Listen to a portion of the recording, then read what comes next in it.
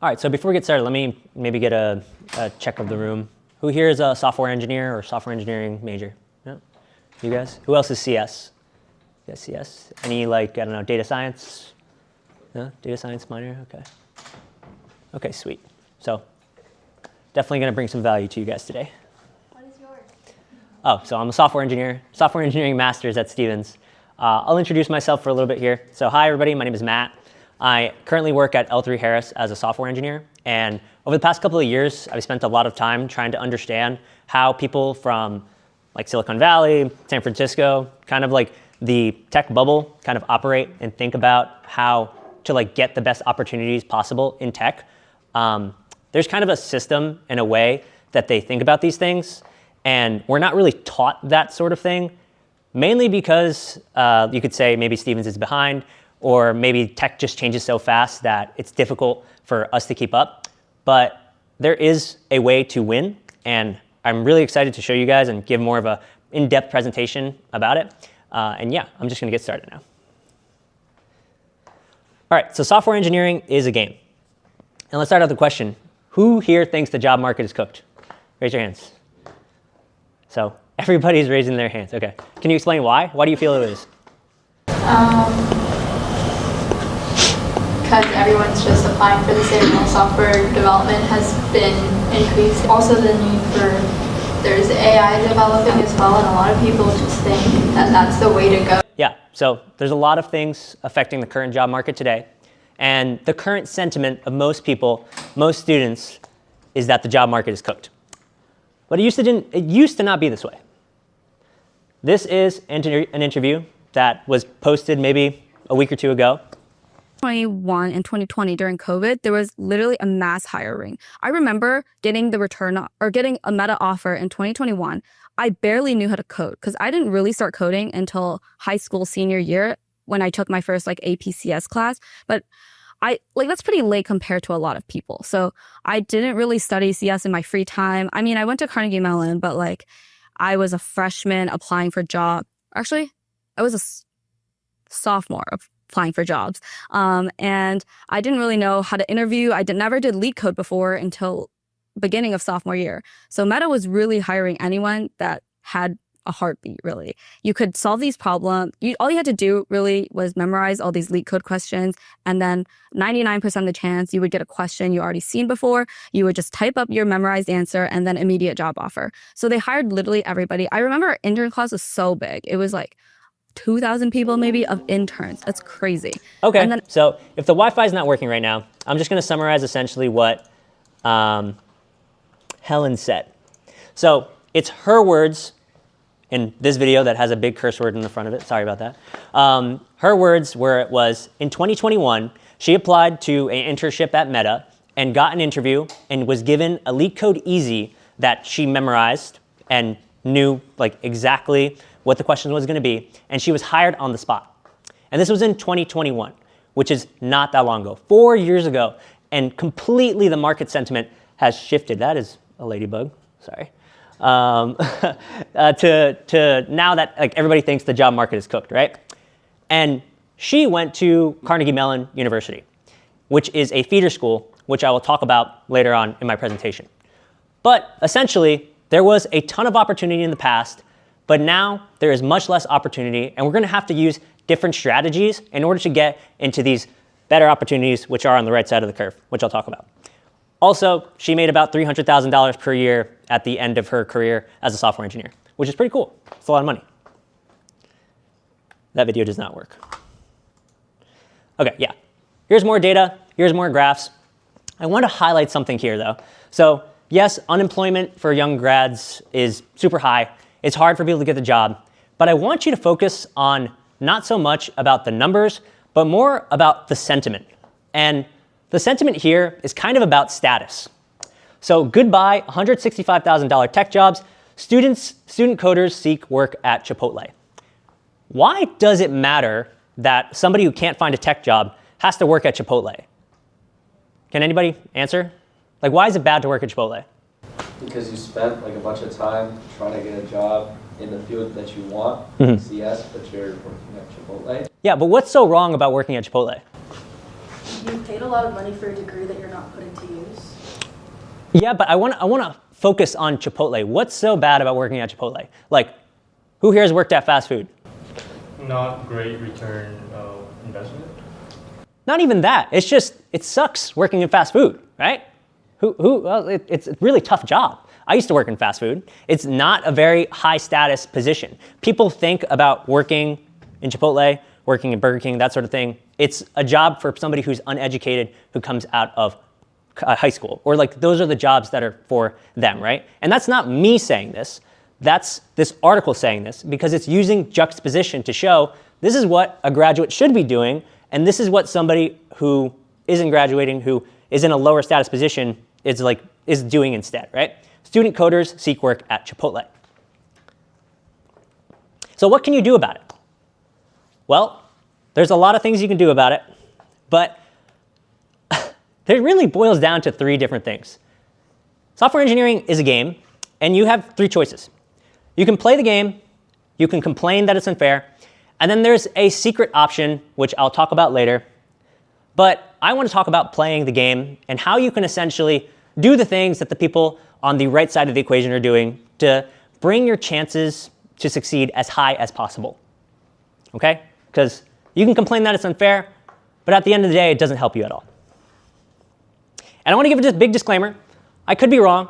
I don't work at big tech right now. I'm a software engineer at a mid-level company. I observe and I learn from being involved in like tech Twitter, being on LinkedIn, just like trying my best to speak to people who are actually in the space. I have a YouTube channel in which I interview people in the space. So this is just my perspective, my opinions, and just a big disclaimer, I could be wrong, okay? So here's the game of software engineering. Wait, can you press no thanks? Yeah, let me press that, thanks.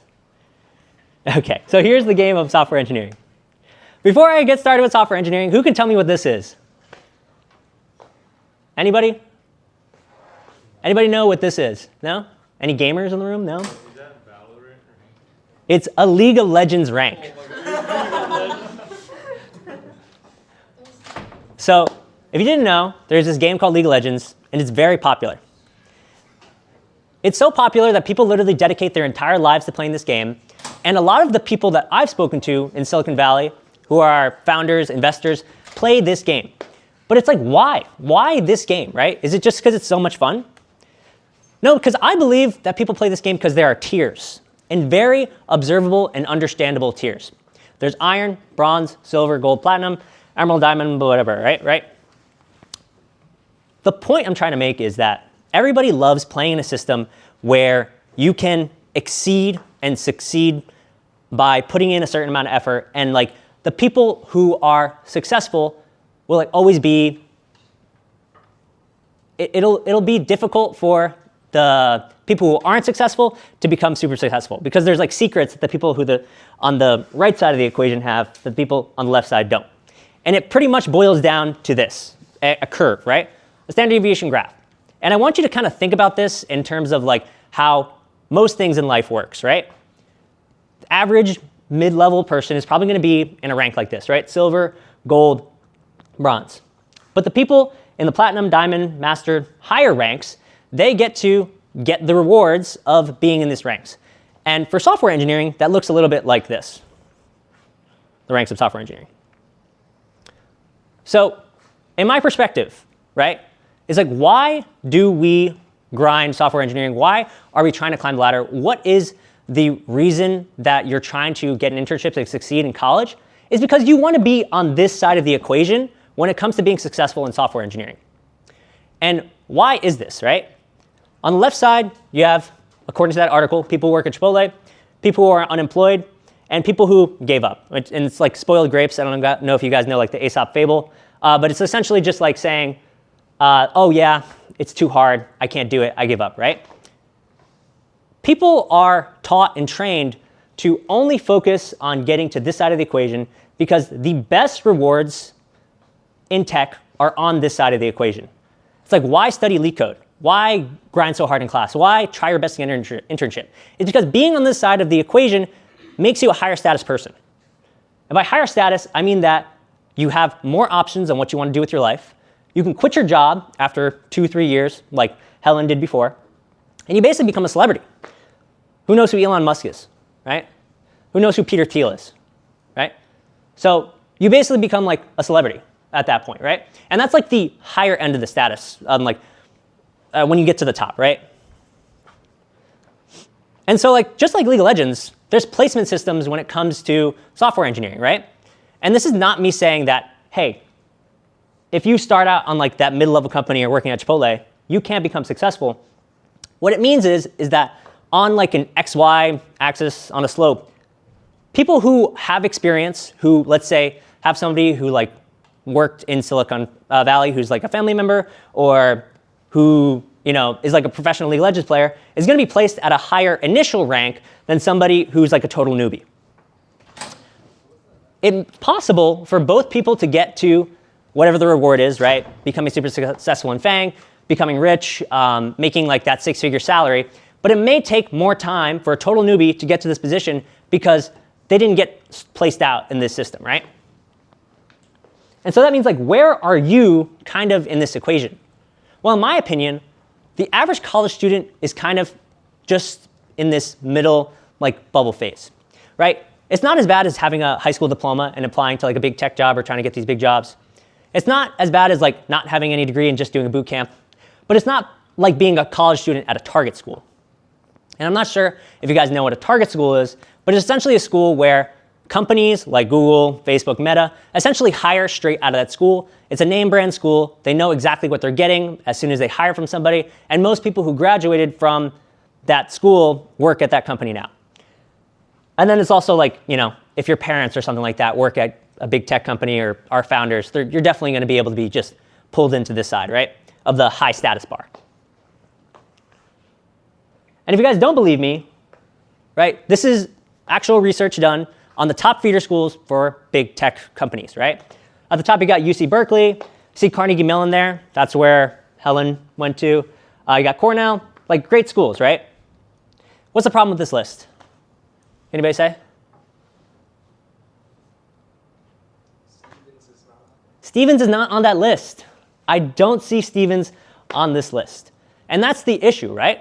So if you want to be on the right side of the equation, Stevens students aren't in this pool of people who are being pulled into these top tech companies.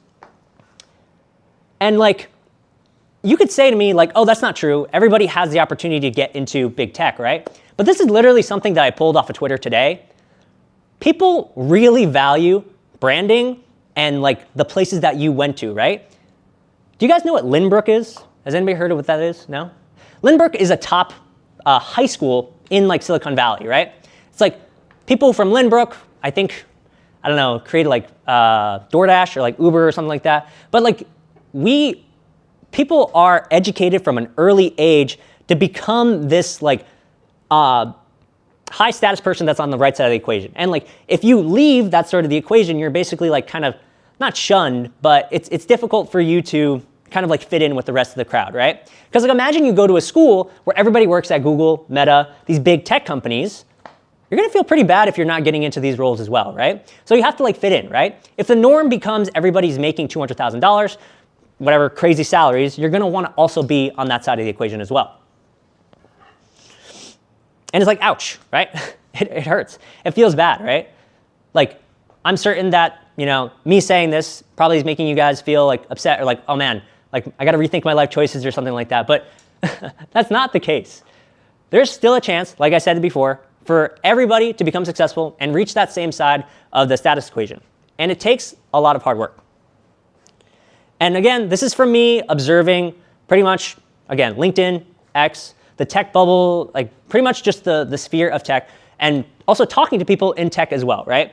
And like, I also do resume reviews for people who are trying to break into tech. I speak to a lot of people who have this same dream of breaking into tech. And I've also paid a lot of money to try learning the strategies that people have used to break into big tech. And so I'm gonna show you some of them today. Here's how you win. If you leave with one thing throughout this entire presentation, everything like that, it's that as soon as you get an internship or work at anywhere where it's name brand, you're going to be put on the right side of that status graph. Because people really, people are like lazy. People are so lazy that as soon as they see one thing on your resume, on your LinkedIn, they automatically assume that you are like of that status level, right? So if you have Harvard on your LinkedIn, if you have Google on your LinkedIn, you're going to be getting Google level jobs, Meta level jobs. And if that video had played in the beginning, essentially that girl says like, oh yeah, I got a meta internship, but that meta internship snowballed to recruiters from quantitative companies reaching out to me, and essentially I just was able to job hop until I got paid $300,000, and then she quit her job and now she does content for a living. It's like awesome, right? Like you want to be in that position because it is really difficult for you to go from not having an internship straight to, starting and like looking for work as a new grad. Why would you want to start your entire journey, your entire career at the bottom of the hill when you could start it here where you're happy? And I want to highlight some resources right here. I don't know if you guys know what Simplify AI is or this guy on Instagram, 02sudo. But essentially just like there's resources out there for you to get to here. And I'll talk more about them later, but like it's possible for you guys to get to the other side of the equation. Okay. And then you might be saying like, okay, sure, like I understand you have to get the best internship possible, but how do I actually do that? What do I need to do, right? Do I need to get A's in all my classes? Do I need to become the head of the software engineering club or something like that? No, you probably just need to work on two things. And the first thing is kind of the technical aspect, right? I like to think of this as like two buckets.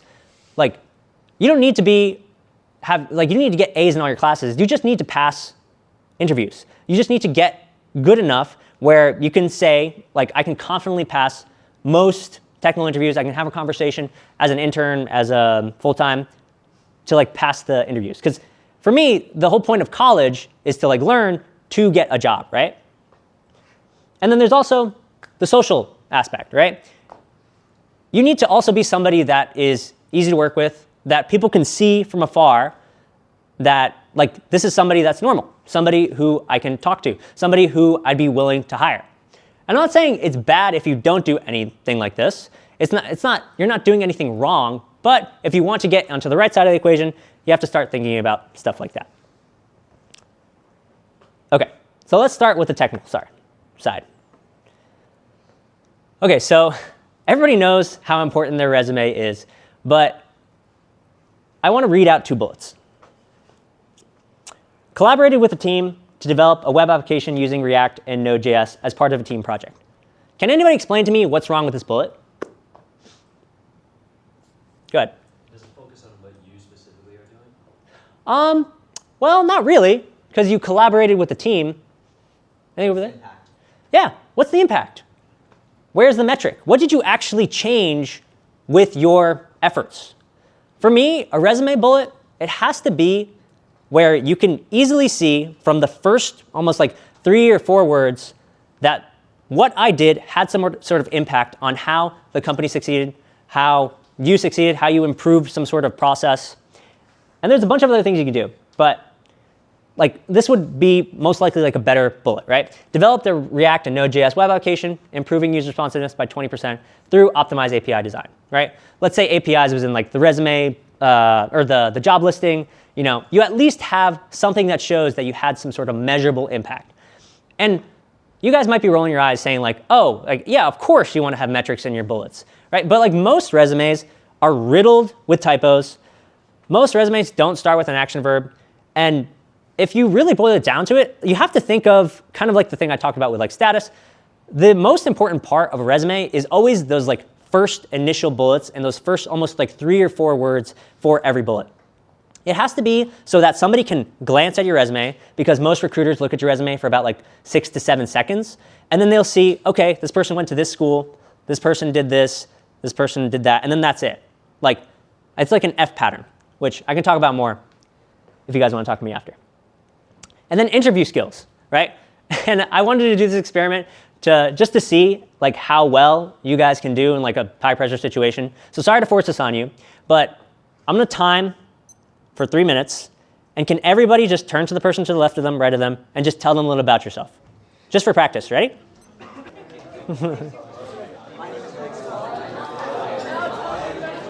All right, who had fun, right? Everybody was able to introduce themselves, right? Yeah? Okay. So that sort of question, being able to answer it like off the back of your head, explain who you are, what you kind of represent as a person, is probably one of the highest leverage things that you could do in terms of like interviewing skills. You have to be certain of yourself as a person in order to convince somebody that you are somebody who's worth hiring, right? And so just being able to tell a little bit about yourself shows that you have conviction in your own personality, what you can accomplish, and what you can do. And it's a fun exercise, but it's like a legit thing. A lot of people can't answer this question. And the fact that you were able to do that in a minute 30, just to random people is very impressive. So, yeah. Besides saying what my name is and what I study at or what I'm working at, what other information would be helpful to make myself stand out? Yeah, so for me, there's obviously a framework in which you can tell stories, but I think for tell me a bit about yourself, I would focus more on the things that you're really passionate about and interested in. What's something that you can talk about for hours, and I literally mean hours, that somebody can automatically just tell from like the second you start talking to them about it, that, hey, this person is interested in this. And like, tell me a bit about yourself is like, just like an initial check, basically. Like, hey, is this person actually interested in the things that I'm trying to hire them for? Like, let's say that you're interviewing for, I don't know, a crypto trading company. If you don't say that you're interested in crypto when you're talking about a little bit about yourself, then it might be a little bit of a signal to say like, okay, this person doesn't really do the sort of thing that we do in the company. Like, people like it when you can like be excited and talk about the things that they're working on. And that doesn't mean I want you guys to lie. It's like, if you're genuinely passionate about something, talk about it, right? Like, if you're applying for a front-end role, you can talk about how much fun back-end is or something like that. But like, at least have something to be excited about, right? Thank you for the question. Okay, so then actual coding skills, right? And I wish I did animations before, but I want to highlight something about LeetCode, right? Who here knows what LeetCode is, right? Yeah, everybody knows what LeetCode is. So companies are changing the way that they're hiring. Some, I don't know if you guys saw on the news that like Meta is now using like AI hiring and like you have to do some sort of AI test or something like that. I personally haven't seen anything like that, but I know people who have applied to startups who have had to do like take-home assignments and things like that. At the end of the day, the highest leverage way for you to get better to essentially pass the online assessment, which is the thing that most companies send out, is to just get good at LeetCode, right? And how do you get good at LeetCode? Well, you have to take a data structures and algorithms course, and then you just have to actually spend a lot of time just doing problems, right? And this is something that I personally struggled with as well. LeetCode is like, it's kind of separate from everything that you do in terms of like software engineering, right? Because like in actual like software engineering jobs, you're not gonna be really doing like a LeetCode style problem, right? You're gonna need to understand maybe the way that like data is being processed or maybe the way that an algorithm works or something like that, but you're never gonna be given like, okay, like here's two-sum, like solve this for the company, you know what I mean? And so what does that mean? It's like, for me, again, if the highest leverage thing that I could do to get onto the right side of the equation is to study LeetCode, I would spend as much time as I possibly could studying LeetCode. And that means doing, however many problems per week, working with people around you, starting like a LeetCode club, doing something like that, and just getting as good as you can at LeetCode. It's really important. Let's see. Yes. And like LeetCode, it goes to pretty much everything here, right? I think Quant has its own like type of style and problems that they do, but pretty much knowing and understanding data structures and algorithms, like for Helen, the person who we talked about in the beginning, can basically break you into any of these places, right? And then things like projects, which are things you can put on your resume if you're like a little bit, you don't have an internship or anything like that, are also really important, but you gotta care about them, right? You can't just like make a calculator app and expect people to be excited about that. You gotta make something that, we can all use like vibe coding tools and like AI today. Make something that you actually want to exist in the world. And then like if you want to get more into the quant realm and like learn a little bit more about computers and being like a different level of understanding, operating system classes are like huge. And then just in general, like learn how to use all the new AI tools, because everybody knows, like being on the top stack of like how AI tools work and stuff like that can definitely give you a little bit of bump in terms of like how you can talk with other software engineers in the field, because a lot of them are using these new tools. And then in terms of like languages, which everybody always asks me, is like, oh, which language should I learn? It doesn't really matter which one you pick, just pick one to get really good at. I think too many people focus on like, oh, I gotta learn this to learn this to learn that. It's like, no, just pick one, understand how a computer works, and then move on from there. And if you want to pick one, I would say pick Python. Okay, now in terms of social aspect. One of the best ways to succeed in software engineering is to make friends. Friends with people who also have the same goals and also want to do the same things as you want to do, right? So you guys are all at like a software engineering event, right? Who here has attended a hackathon before? Okay, yeah? So like, for me, if I'm looking at somebody's resume, a hackathon signals that they actually like really enjoy building stuff and that they're willing to go out of their way and spend time actually like trying to accomplish a project. I would say if I were to be a student again, I would definitely leverage hackathons to meet people who are building things that I love, right? So like I did an undergrad in biomedical engineering. If there was a hackathon, I think they're like Johnson & Johnson or some company does like a health hackathon or something like that, I would go attend one of those, because there's probably people at those events who want a similar thing to you, which is like becoming successful or trying to create like an awesome product or something like that. And you should just go spend time with those people. And then again, like you have to use your network, right? And SEC, Stevens, it's true that it's like, I kind of wish that Stevens, reaching out to people who are in your alumni network for your colleges should be a thing that's like super easy to do. But everybody's busy and everybody has like their own thing on their plate. Or in terms of like how alumni is gonna like help you out and stuff like that.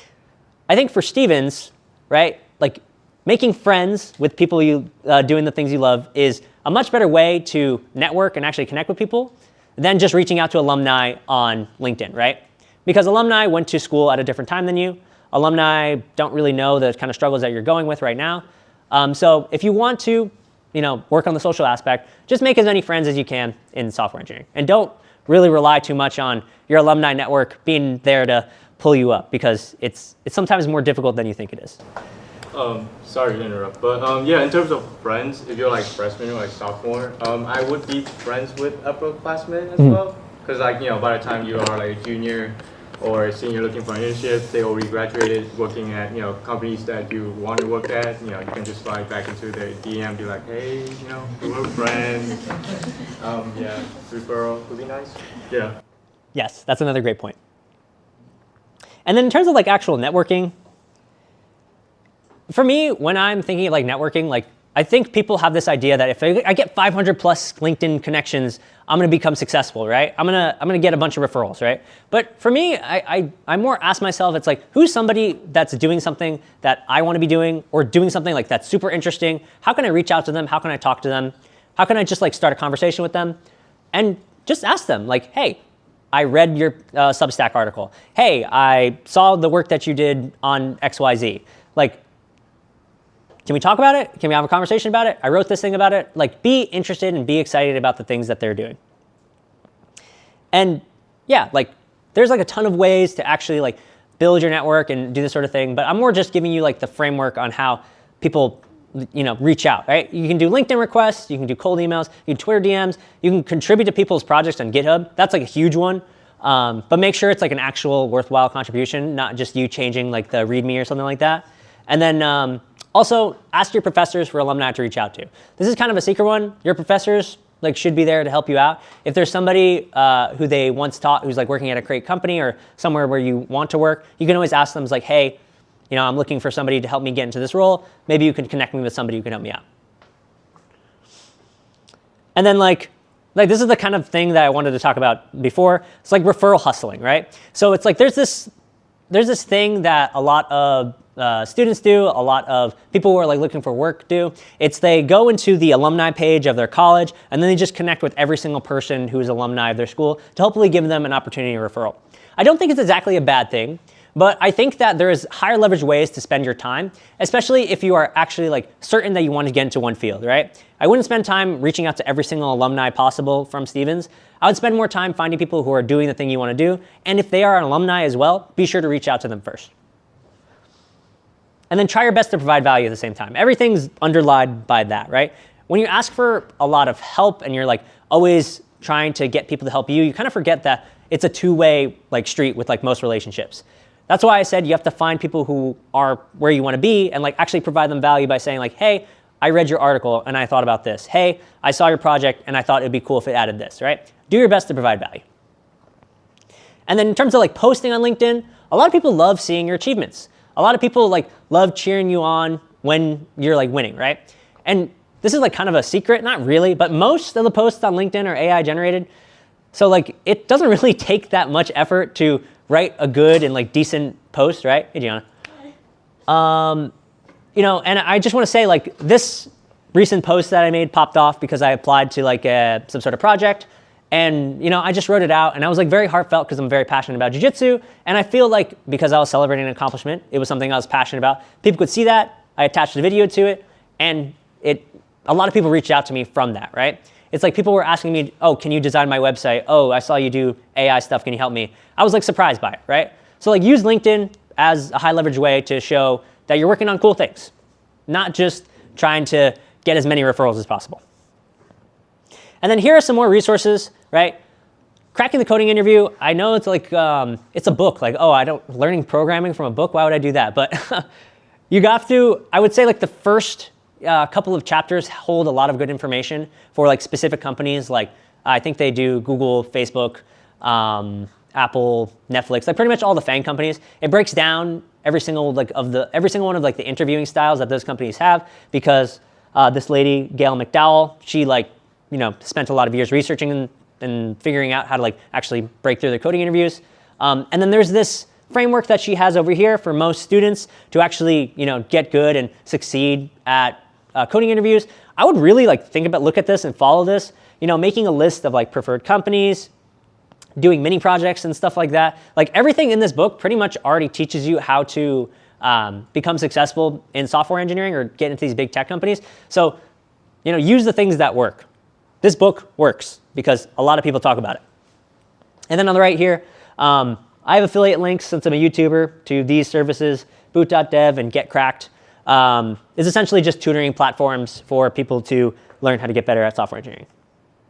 And then in terms of content creators in this software engineering space that I would watch and listen to, I would really, if you're into like founders, into like Silicon Valley, you're into kind of like going a little bit deeper than like most average software engineering content, I'd take a look into this guy. He makes really great content, kind of about just like everything in the software engineering space. And he's like a content creator that I looked up to. And in terms of like something more technical, if you really want to make a project that you feel that you can share and like, you know, is like pretty impressive, I would say Code with Antonio creates some insane like tutorials. Like, I don't know if you guys know what N8N is. Has anybody heard what that is? No? So AI agents, he made an AI agent platform basically, which sounds like crazy. Like, how could you do that? But there's a 10-hour tutorial on how to do it, and you could follow it, and that's like insane, right? So check out his channel. And then, oh, well, that didn't work. Here's the winning formula, right? If you guys really wanted to boil down what it takes to become successful, get a software engineering internship, right, to put yourself on the other side of the graph, I would say you probably need to think about doing roughly this amount of numbers of like inputs, right? And at the end of the day, you're gonna have to iterate and kind of figure out what works best for you. But you should be applying, right? And there's the video that last guy said, like, if you really want to know where you're at in software engineering or in your job in general, apply to a new place every 6 months. And you can say, apply to a new place every 6 months. How could you do that? You're gonna leave your company and leave everything? It's like, no, you need to know that you're ready to get another job at another place at a drop of the hat because of the way that layoffs are, the way that AI works, everything like that. If you just apply to a new place every 6 months, you're gonna say to yourself, hey, I'm prepared. I'll be fine. I have an offer, right? And there's nothing wrong with it. There's nothing illegal about it. You're not doing anything wrong by trying to apply and get into a better place. And in a way, it's just like something that you can do, right? And so I also want to open the floor up. Does anybody else have any tips, right? I know I'm the one talking over here, but I'm certain that I missed out on some things. If anybody has any general advice, anything they want to share, I'm all ears, and I'm certain your peers would all like to hear it as well. And don't be shy. Go ahead. This is a little bit niche when it comes to applying to like internships and jobs, but I talked around with a lot of people and have found this to be helpful. Set the filter to like newest job postings. Like Yes. apply to jobs that have been posted within the past like 3 to 5 days. Yes. Anything longer than that, the amount of resumes and stuff that they've already received, they might not even make it to yours. But if you can get in the first couple days of the job posting, the chances that you'll hear back pretty soon are way higher. Yeah, that's 100% true. There's an entire like secret, not really secret, but like, hey, if you work at Silicon Valley and you're best friends with the person who like owns, I don't know, like let's say like Duolingo or something like that, and they let you know when the internships are going to be released, you're probably gonna have a higher chance of actually applying at the right time, knowing before even when the job is posted, right? So how can you get a pulse? How can you actually find when jobs are gonna be posted? Well, that guy that I showed before, 02Sudo, he usually posts as soon as things comes out when you can start applying. Applying early is like, again, like one of the highest leverage things you can do in terms of internships. And I'm trying to think of any other resources that I know. Yeah, Simplify AI, they have like pretty recent things. There's also some GitHub repositories. If you look them up, they'll send you an email with like job postings every single day if you want to start doing that. But again, like, yeah, just apply as early as you possibly can. Go ahead. Off of that, joining mailing lists for companies that you really want to work at is really good because they'll send you an email when they put those jobs out. Mm-hmm. And also just for interviews, they really want to see that you are willing to learn and like you're passionate about the work that's being done at that company. Yeah. Yep, I totally agree. Yeah? I'm a big advocate for not confining yourself, so I actually work with Matt at L3Harris, but my major is software engineering, but my first internship was like electrical engineering, and now I work as a systems engineer. I feel like there's a type of like mindset you have as a software engineer of like, okay, I have to apply to these type of companies. I wouldn't limit yourself to that at all. There's need for different fields in every space. So I 100%. feel like just because you think, you know, this is the type of job you're supposed to be looking for, maybe it's not. Like you could be useful somewhere else and you'll actually be more useful because there's probably not that type of major or background in that field. Yeah, I 100% agree. And I also want to say that graph that I showed in the beginning does not correlate with happiness at all, right? It's like, even if you get a big tech job and you're, you know, working at the place that you always thought you wanted to work at, that does not correlate with how you're going to feel about yourself or how happy you are, right? So like, if you want, just focus on the place that you actually want to work at, where you actually want to be. I would say one more thing, and this is something that like I'm super insistent on because it's something I heard like freshman year and it really is true. There are a couple companies that if you like look up on LinkedIn, they'll show you if you have like a lot of connections with like Stevens people, Stevens alumni, like 20 plus Stevens alumni work here, 30 plus Stevens alumni work here. If you're looking for an internship where you're like you don't know what you want to do yet, you just want to have an internship, apply to those places as soon as your like the postings are up, which start sometimes as early as like August. Yep. A lot of like I know JP Morgan and Chase has a lot of Stevens alumni. They like post their jobs sometimes in like August or something, and that's like the first round. Sometimes all of the spots are taken in that first round, and it might be on a rolling basis. But like people who are recruiters that are from Stevens, and see you're from Stevens, and you have a higher chance there than if you're going somewhere all the way out in California where they probably will recruit from like UC Berkeley. Yep. Yeah. So again, with that feeder list, right? It's like we're not on that list for those big tech companies, but hey, we might be on a different list for like, you know, L3Harris, Johnson & Johnson, JP Morgan, Chase, like you said, all those companies. Yep. Yeah, speaking about Stevens again, check your handshake. We are not a big school, but we are a target school for, I'm pretty sure it's TD Bank, Johnson & Johnson, Merck, and Prudential too. And yeah, Goldman and JP Morgan also just visited Stevens. So again, don't miss out on those opportunities, even though you are like a freshman or sophomore, because like if you go and show your interest, later on you have a very high chance of getting that opportunity. Yep. And remember, as soon as you get onto the right side of the graph, every single opportunity after that becomes 10 times easier. So just think about that. And one more thing? Yes. Oh no, oh, sorry, I picked her. You're good. So before you get into talk to the recruiter or like the employees there in the interview, you have to get past the ATS system. So tailor your resume based on the job description, because the ATS is gonna read your resume first, and if you don't have enough keywords in there, like they are like eliminated. Yep. So Simplify AI, like I talked about before, that app actually shows a percentage of how many keywords that you should have in your resume versus the actual job listing. I wouldn't say do not lie, just make sure that your bullets accurately reflect what is on the job listing, right? So like, let's say it has like backend or something like that on it. Maybe you didn't do as much backend work as you would have liked, but you had experience like working on one part of it, right? So you put a backend bullet on there. There's nothing wrong with selling yourself on a resume, because remember, this is like as soon as you get that one opportunity, you're going to be set for the rest of your life. So just be sure to, your resume is your first attack, your first move. So you got to make sure it's a good one. Yeah. So in my opinion, I think a lot of the best networking happens in person.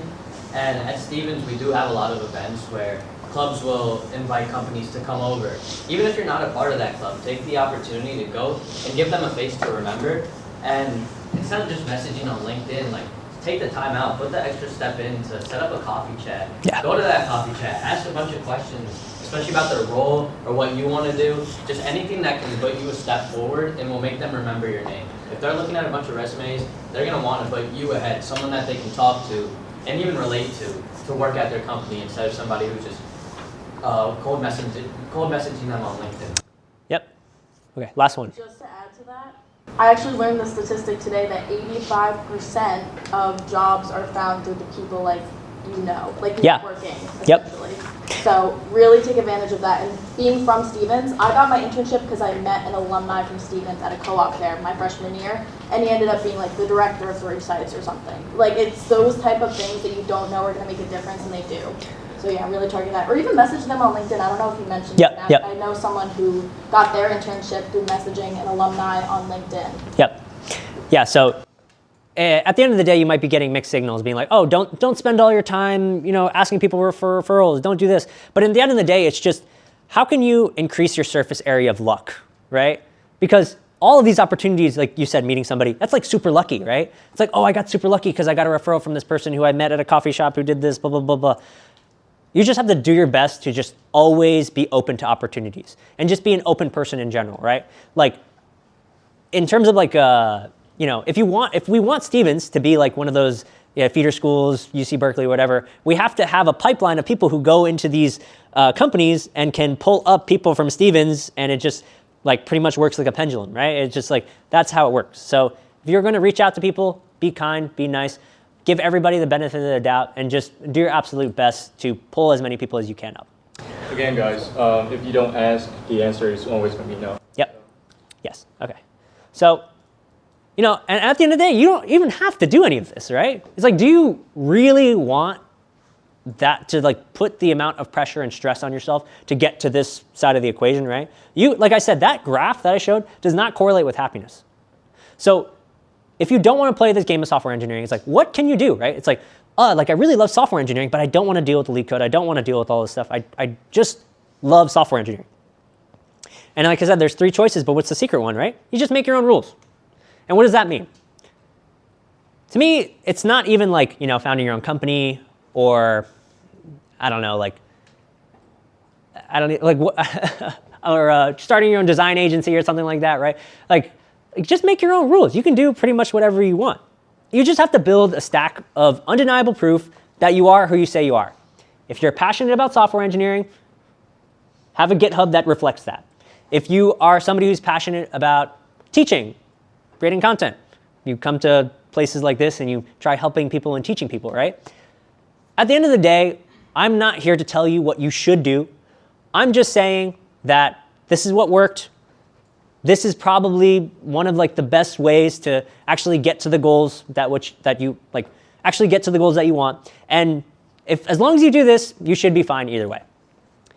And I think that's about it. Oh yeah, and before I end, okay, so this is my one thing that I'll ask of you to do, and it's like really important, and not enough colleges, not enough people do this. I just want you to write where you see yourself in 5 years. Like, I don't know if anybody has a pen on them or can take out their phone. I'm going to set a timer for 3 minutes. And this is like a really important exercise to think about and actually visualize in your head where you want to be in 5 years, right? Because we don't spend enough time thinking about this stuff. And I'm going to set a timer because it looks like everybody's already writing. Okay, so I'm going to count down from 5. Either think about it in your head or write it down. Where do you see yourself in 5 years? All right, who needs more time? Okay, I'm going to give you guys another minute. Obviously, take as much time as you want to answer this question, but I think reflection is a big part of the college experience that you don't actually spend a lot of time doing in class. So think about it, write it down, and then we'll stop in another minute.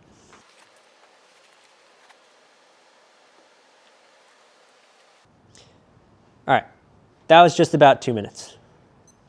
So now that you've done that, I hope you at least feel a little bit less anxiety, right? It's like you don't exactly have to be where you're planning to be at in 5 years, but at least, you thought about it for a second. And the fact that you're taking a small step to at least think about it means that you're taking one step forward in the right direction. And here's my LinkedIn, here's my YouTube. That was the presentation. I hope you guys enjoyed it, and thank you so much for giving me this opportunity.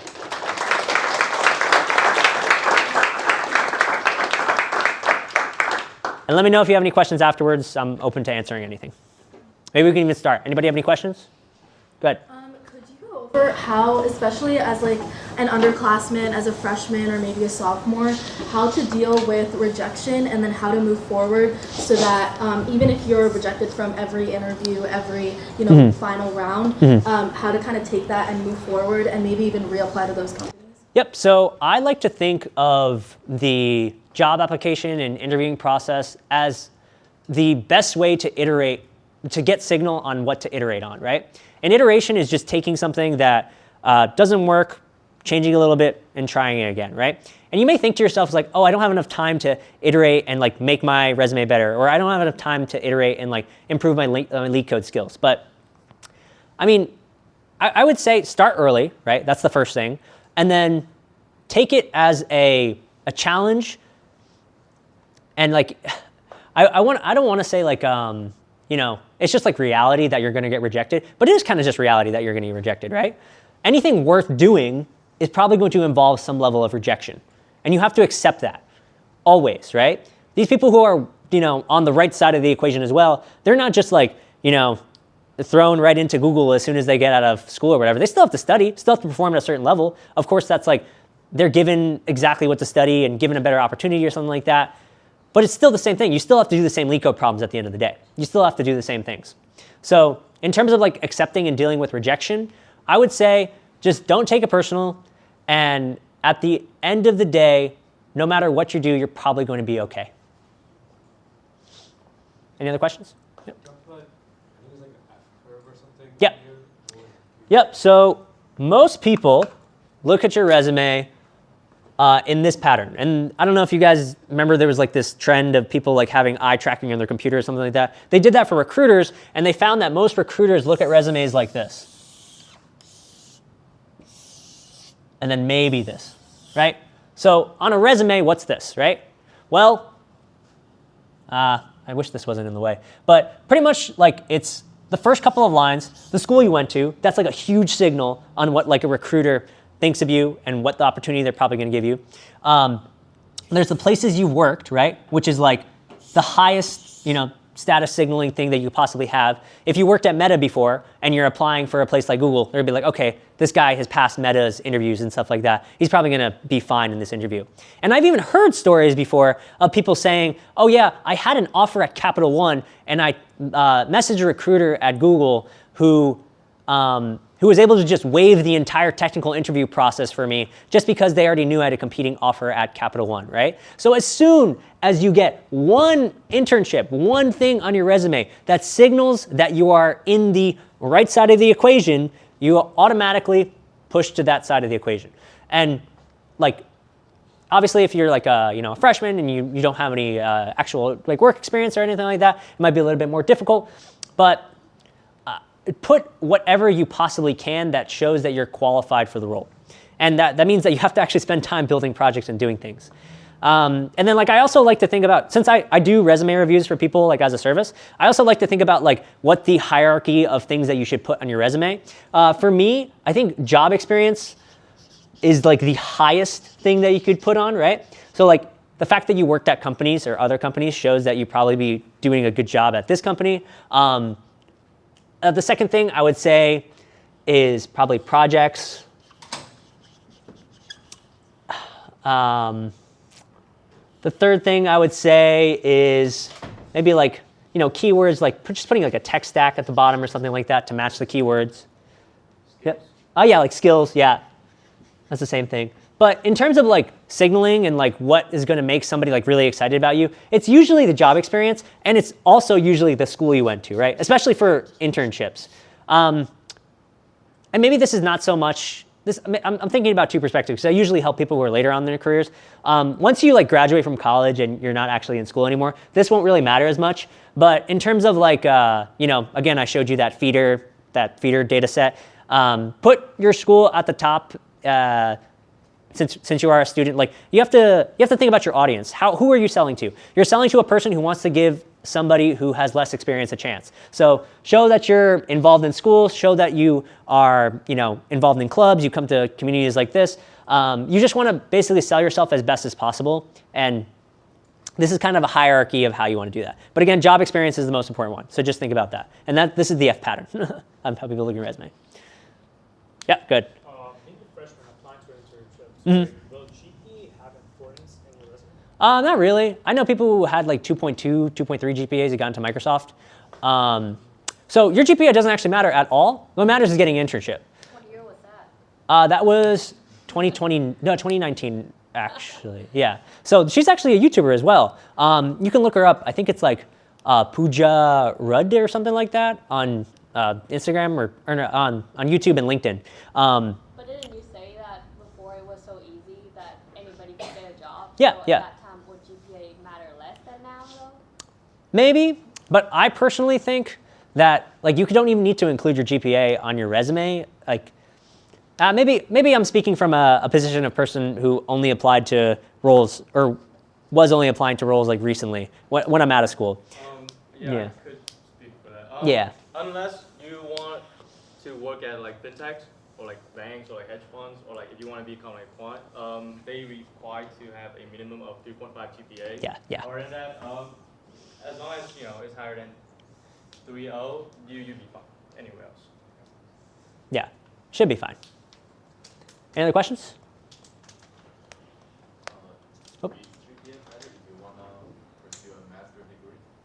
Oh.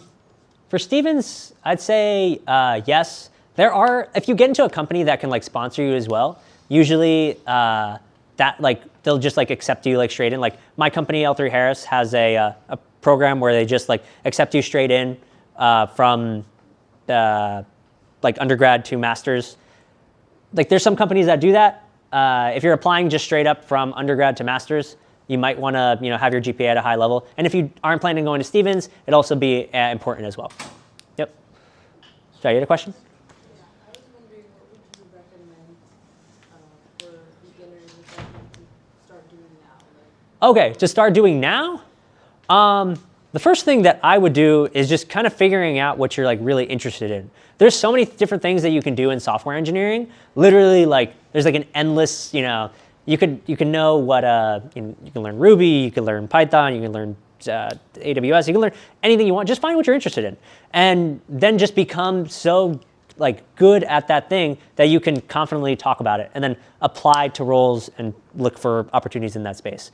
The way that you do that is just by like failing a ton, and by that I mean make projects that are really crappy and that like they literally like they suck, but it's just like for you because you wanted it in the world, right?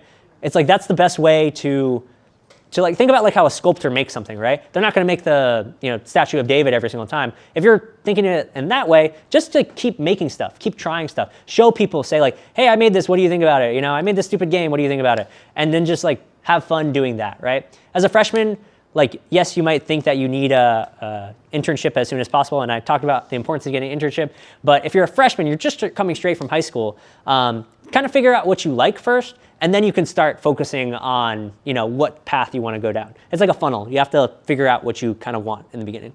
Yep, good. How much is stuff like minors and masters and PhDs and like other? So I'm not really sure about that. How much does minors and masters and PhDs help you with positions? So like if you're trying to apply to a place like OpenAI, where they like pretty much need PhD level people because they're doing like, frontier like lab work and stuff like that, you're probably gonna need a PhD.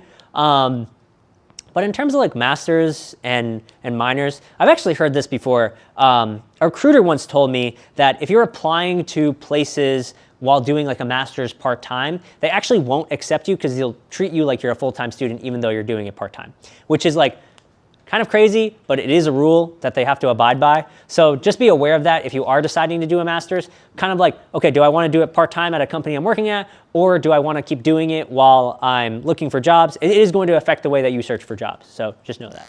Yep, good. For the minor question, I know it's really helpful. Like, I worked in fintech over the summer. I'm a computer science major, but I have a finance minor. Yeah. So I would just look at what kind of jobs you want to apply to and see what you can combine your main degree with to make you more desirable for that company. Yeah. Yeah, and about minor too. I'm minoring in math, and I heard that minoring in math or like have some sort of math works really well if you're applying for like banks. Yep. Or like hedge funds. Yep. So yeah, banks have been going well for me. So yeah, I would say if you are interested in like that area, definitely like minoring in math or physics, or like she said, finance. And for the masters, that is like more important when you're going for a full-time opportunity. Yeah, At yeah. that point, you can get a higher salary essentially if you have a higher level degree. Mhm. And definitely, if you're going to do it at Stevens, do the AMP program, and then Yep. also find a company that will sponsor you, like L3 Harris. That's what I'm doing. 'Cause Mhm. they give you they have a great education reimbursement program. It's like $20,000 Yep. a year. It's Yep. one of the highest. So try and get that. Yep, so, wow, okay. It is already 9, right? That was kind of funny, I was looking at my watch. But all right, I hope you guys enjoyed. If you have any questions, like I said, reach out to me on LinkedIn. And also follow me on YouTube, please. I make YouTube videos. I just recently got sponsored, and I need my next video to hit a certain amount of views to get paid. So I'd appreciate if you guys checked it out. But thank you guys. Thank you, really appreciate it.